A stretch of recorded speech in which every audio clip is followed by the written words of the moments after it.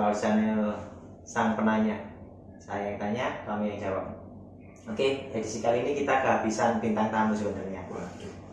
Jadi hostnya aja yang kita wawancarai. Kita pengen ngulik kehidupannya, kita ngulik kehidupan bisnisnya, asmaranya gimana, autobiografinya. Oke, kenalan dulu, Mas Angga.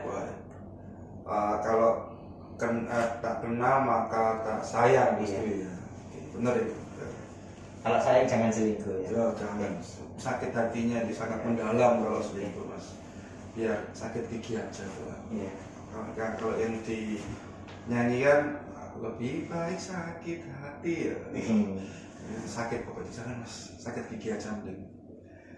Oke, yang tak kenal mungkin saya akan perkenalkan diri ya. Sebelumnya nama saya Angga Triyadianto. Kesibukan saya juga pengajar di salah satu kampus perhotelan, pengajar tentang dunia F&B, food and beverage, dan saya juga punya usaha kecil-kecilan, hobi yang menghasilkan uang. Itu jadinya usaha saya namakan Sakap Coffee, Mas. Sakap Cafe. Sakap Coffee. Itu brandnya itu. Coffee bukan kafe, coffee. Oh, coffee. Ya. Kopi ya Mas ya. Itu nama brand saya, Sakap Coffee. Gitu. Oke. Kalau boleh tahu Mas, usia berapa nih Mas? Sekarang saya masih muda, istri juga masih 1, Iya. anak sudah 2, ini mau 3, Mas Dwi. Mudah-mudahan lancar ya. Mudah-mudahan lancar Mas ya. Ini saya anak ketiga, insya Allah pabriknya akan tutup nanti, Mas Dwi. Ya, 3 cukup, sudah umur masih 33 tahun. 33 tahun. 33 tahun.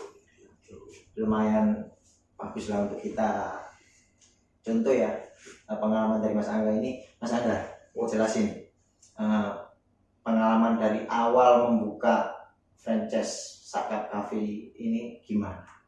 Oke, mungkin awal biografinya dulu ya, Sakap Coffee dari mana ya? Yeah.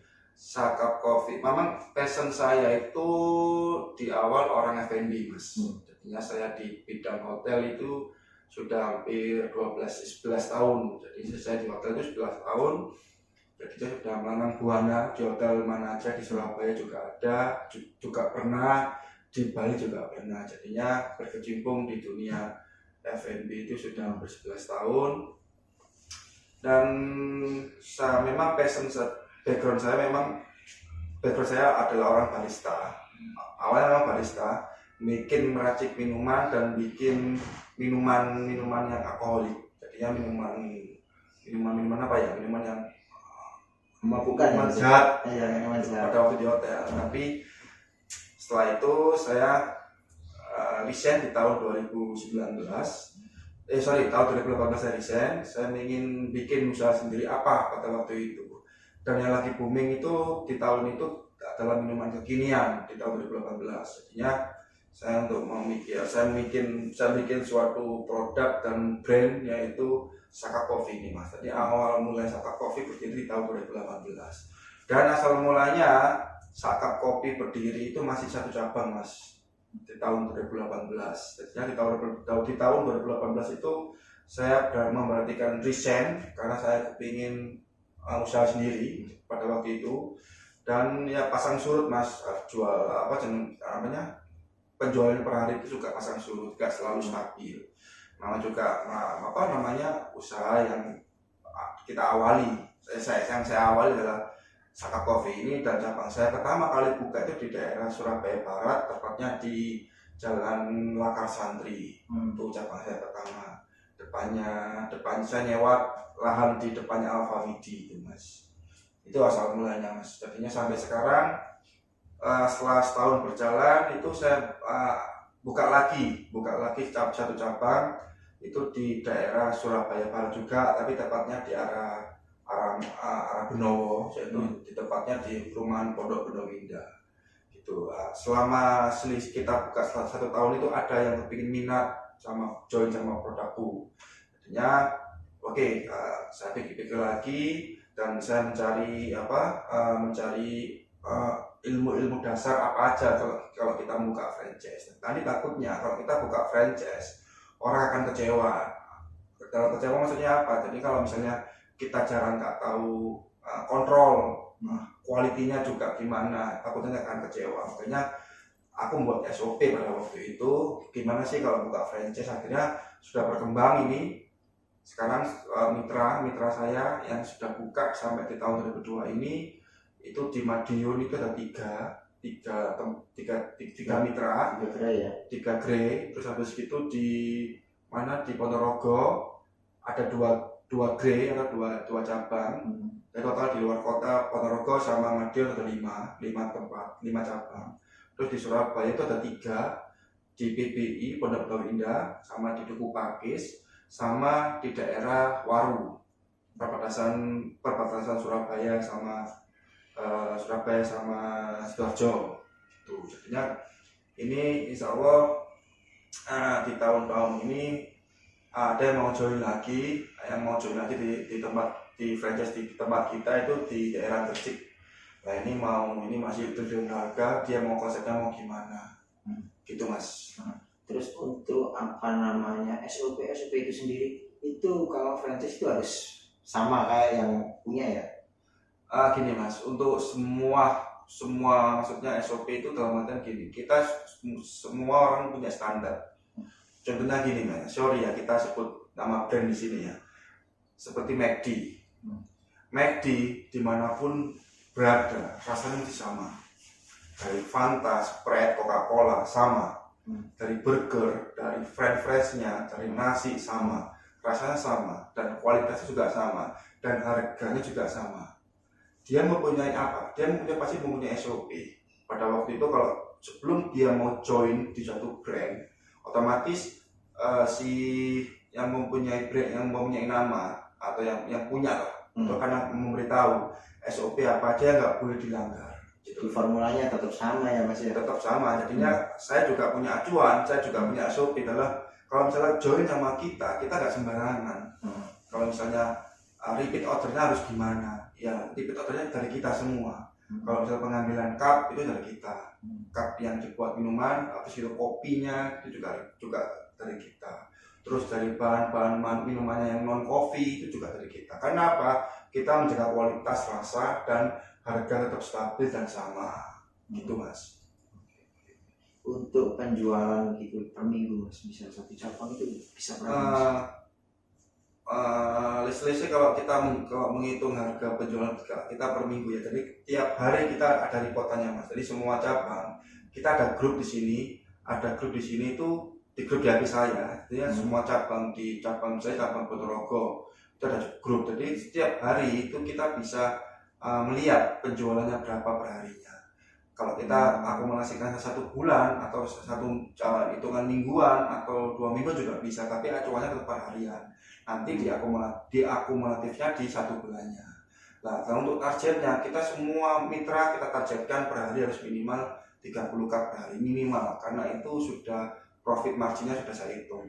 Kenapa? Karena kalau kita jual di bawah itu nanti BEP-nya nanti balik modalnya akan cukup lama. Kalau di bawah 30, karena apa? Kalau di bawah 30 mungkin mitra akan tanya, Mas kalau di bawah 30 ya mungkin dibantu sama pihak saya, dari pihak ofisialnya.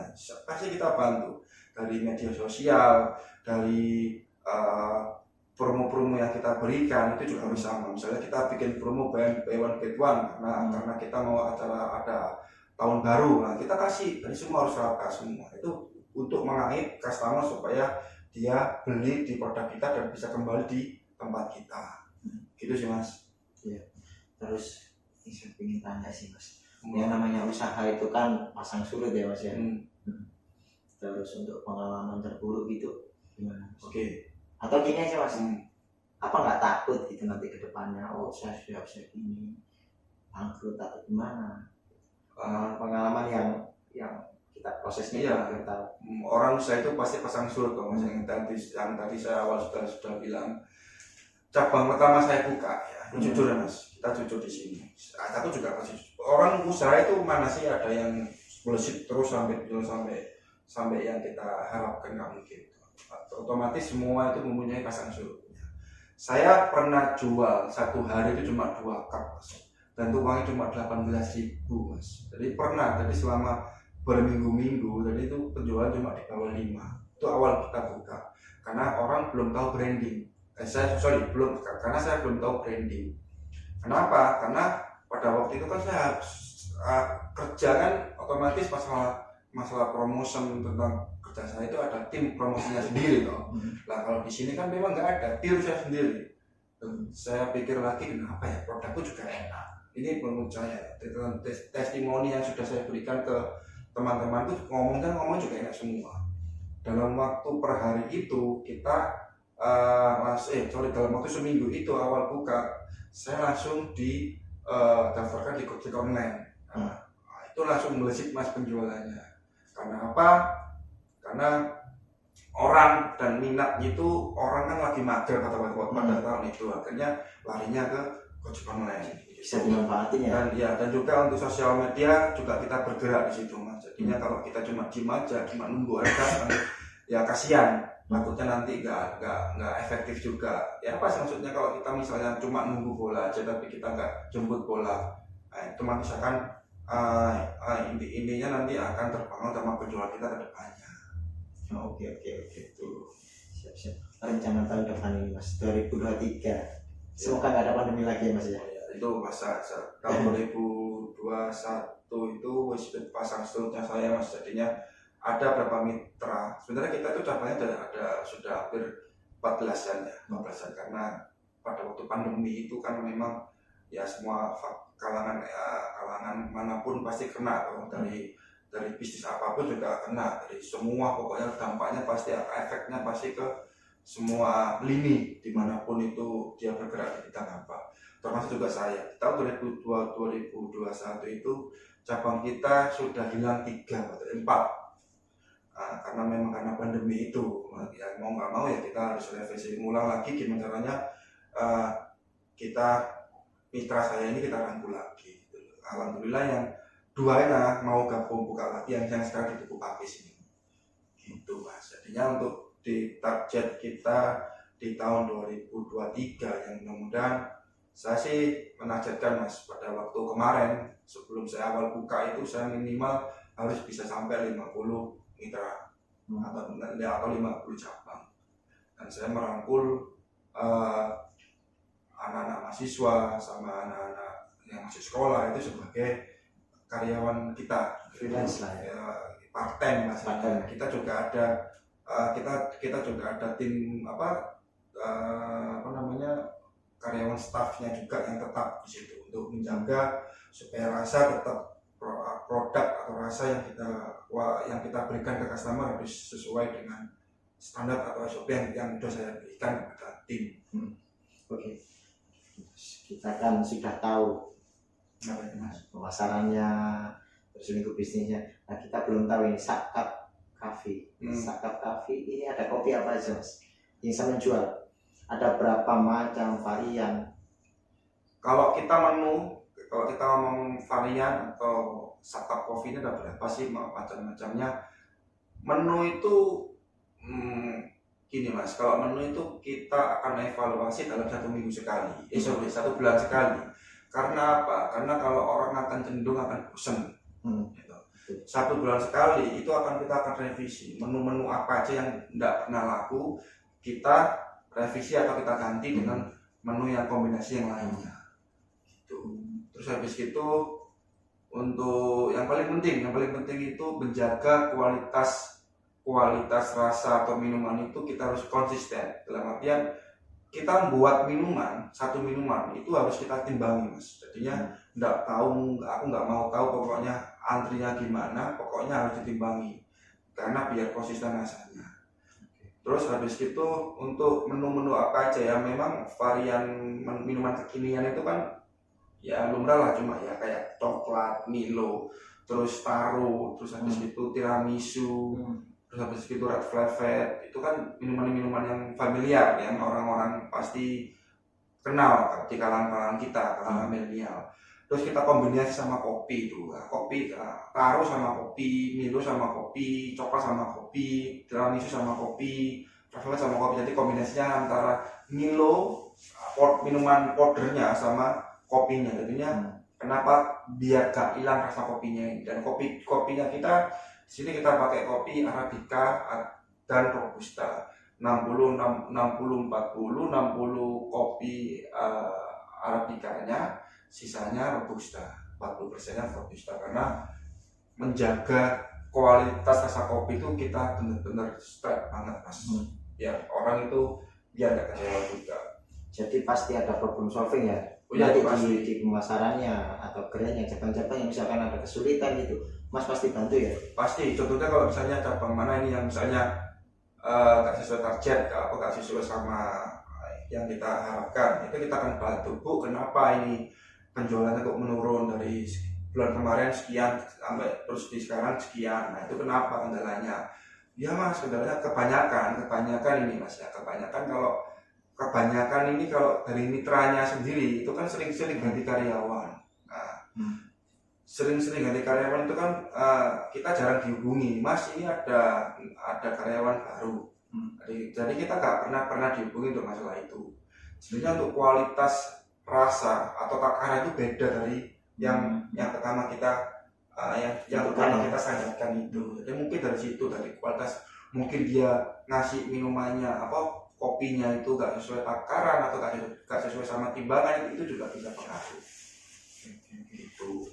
Mantap teman-teman, barangkali ada yang pengen buka franchise atau mau jadi cabangnya Sakap Coffee, langsung aja nanti kontaknya Mas Angga bisa ya. Boleh, cantumin di deskripsi ya.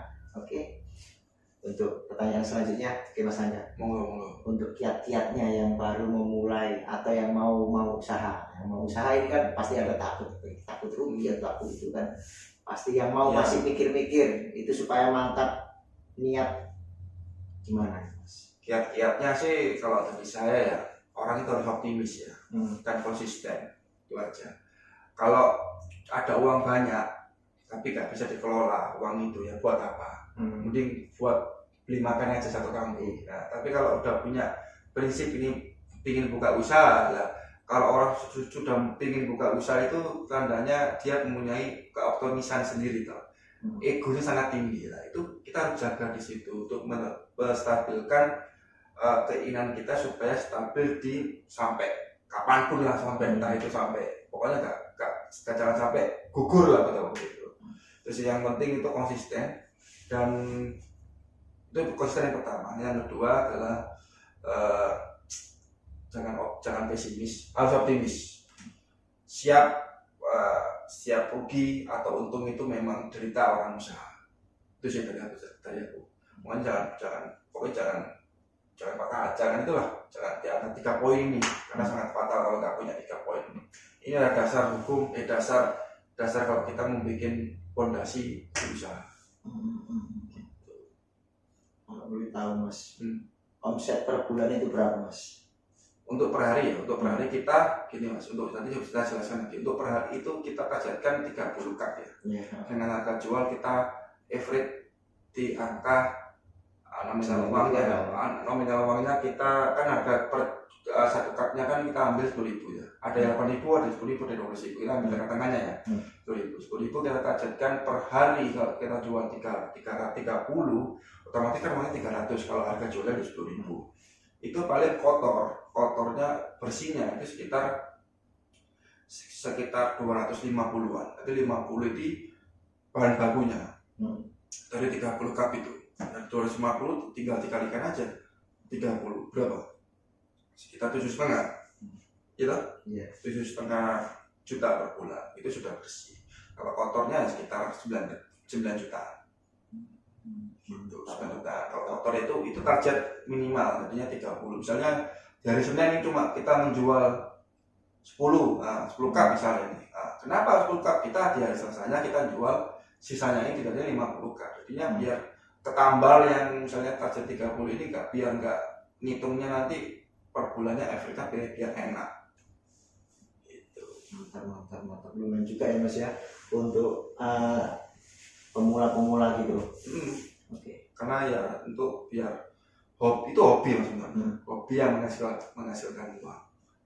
Itu ya. Saya juga ada kerjaan yang memang itu cuma hobi, tapi saya juga punya kerjaan yang di luar itu juga. Itu juga saya ngajar dan saya juga konsultan bar di satu perusahaan. Jadinya saya usaha, jadinya kalau yang Sakap Kopi ini anggap aja hobi yang menghasilkan uang.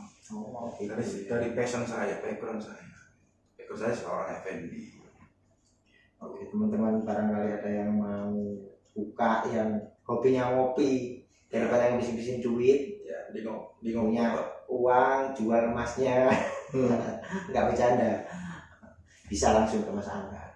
Main lah, ngopi dapat duit buat jajan. Iya, jajan. Yang penting konsisten ya Mas. optimis, terus jangan ragu-ragu. Itu aja dari saya. Untuk kayak keyakinan ke depan ini tentang kopi, Mas, gimana interestnya, spekulasinya gimana, masih bagus atau akan naik atau nanti akan cenderung turun? Maksudnya apa Kan maksudnya dengan produk Mas itu, produk saya apa kopinya kan Kopi. sekarang kan banyak F&B ya di luar sana ya. Ada yang minuman yang macam-macam, kita nggak bisa kasih nama di sini karena nggak ada sponsor sih. Susah. Ini Jadi ya, masih optimis ya Mas ya, tetap di kafe ya. Gini Mas, untuk kalau kita ngomong sama kopi itu panjang Mas story-nya. Jadinya kalau kita ceritakan di sini bisa sampai 10 jam Mas. Gitu ya Mas ya. Aku orangnya suka ngomong Mas, apalagi kalau masalah aku ini orang tipe kalau orang yang suka ngomong. Jadinya apalagi kalau bahas tentang apa yang bisa, aku nggak suka. Jadinya kalau kita kerja sama kopi, kita cukup bangga sebenarnya. Dan Indonesia itu kopi terbesar nomor 3 di dunia. Nomor satunya mana? Nomor 1 adalah Brasil, dan kedua Afrika, dan ketiga Indonesia. Karena apa? Karena 3 negara ini adalah negara tropis. Jadinya kalau kita menanam biji kopi dimanapun aja di lingkup Indonesia atau di 3 negara itu akan menimbulkan kopi-kopi yang varian sangat banyak sekali. Seperti kalau Masnya kenal, Mas Dwi mungkin kenal kayak kopi Toraja, kopi Aceh, kopi Wawena, kopi Papua, kopi Malang, kopi Dampit, kopi Kalimantan, dan banyak sekali kopi-kopi di Indonesia itu. Kita cukup bangga sebenarnya kalau Indonesia adalah terbesar kopi nomor 3 di dunia. Itu kita harus applause, dan kita harus juga memberikan para petani-petani yang juga membantu ekonominya supaya stabil untuk panennya, itu juga sangat membantu juga untuk kalangan petani. Dan untuk memilih kualitas harga kopi atau memilih kopinya itu tergantung dari individualnya atau usaha. Kalau saya kan sebagai usahawan ya, jadi sebagai saya itu gimana cara memilih kopi yang bagus itu dari saya sendiri. Jadi kita nggak sembarangan beli kopi dan kita pakai di produk kita. Jadi kita harus benar-benar konsen masalah kopi itu untuk menjaga rasa. Oke Mas Latif, Mas, kata-kata hari ini untuk teman-teman semua. Sekarang Mas, Iya. tetap semangat dan tetap optimis menjalani hidup demi masa depan kalian semua. Mantap Mas. Mantap Mas. Mantap. Oke Mas Angga, terima kasih kedatangannya ya. Sebenarnya sudah datang dari kemarin ya. Iya, kemarin ini. Ini juga tempatnya kita semua. Iya. Oke. Terima kasih. Udah mau ngisi wawasan kita, mau share pengalamannya. Semoga bisa ditularkan untuk yang teman-teman masih pengen bergelut di dunia kopi atau berfranchise, walaupun itu di luar kopi, nanti ya bisa komunikasi dengan Mas Angga. Oke, terima kasih teman-teman.